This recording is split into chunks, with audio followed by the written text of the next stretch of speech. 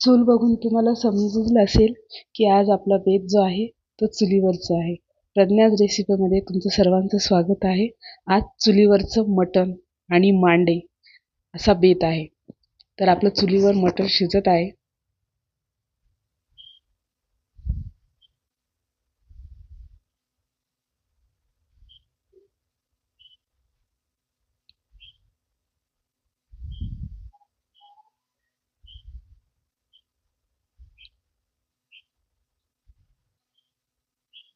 तर आता आपण मसाला काढायचा.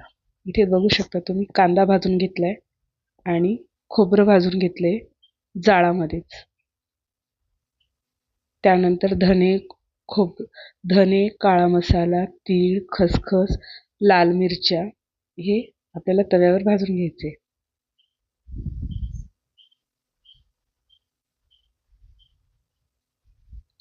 आता सर्व भाजलेलं आपल्याला पाट्यावर वाटून घ्यायचे.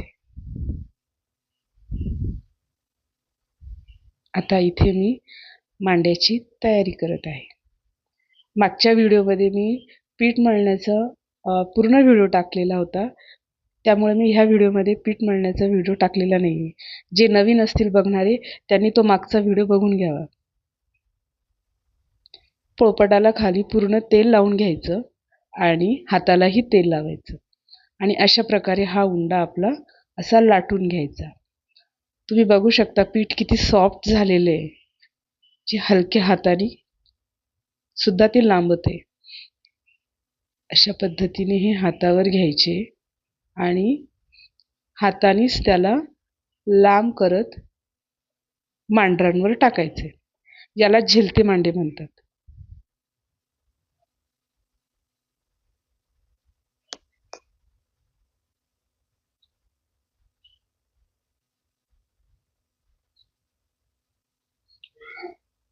पिठाचा उंडा असा गोल करून घ्यायचा.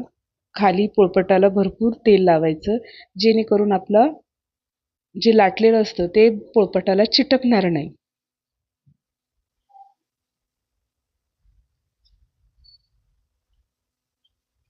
अर्धा मांडा हा पोळपाटावरच तयार होतो.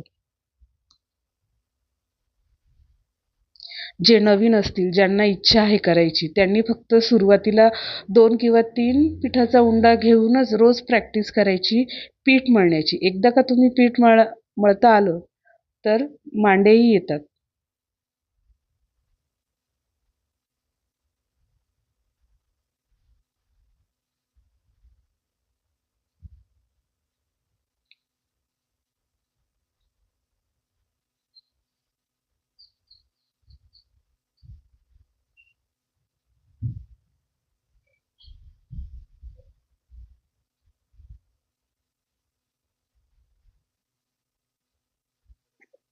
काठ अशी दाबून घ्यायची आणि तेल लावायचं.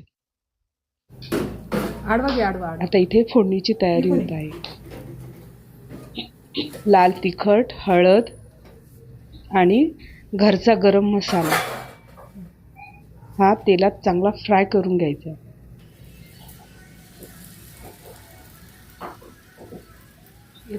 नंतर अद्रक लसणाची पेस्ट. घड्या अशा तुम्ही इकडच्या घड्या करून घ्या. सगळे याच्या सगळ्या मांड्याच्या अशा व्यवस्थित घड्या पाय. ओके.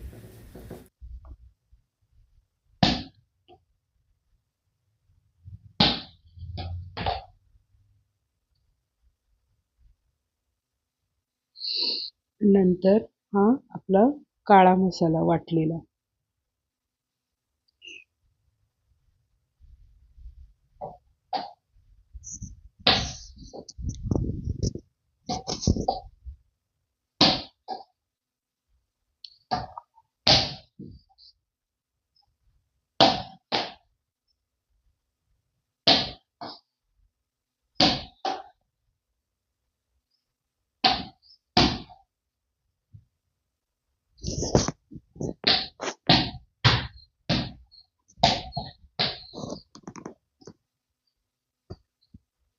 नंतर लाल तिखट आणि खोबरं वगैरे आपण जे भाजलेलं होतं ते मिश्रण.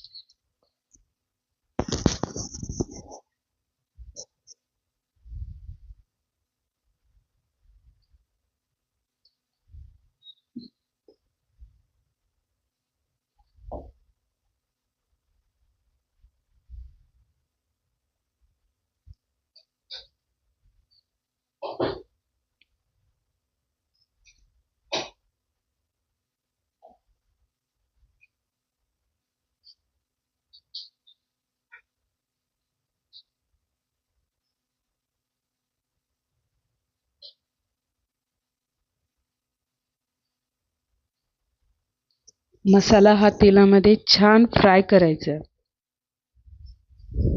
थोडं आपण त्यात पाणी टाकू.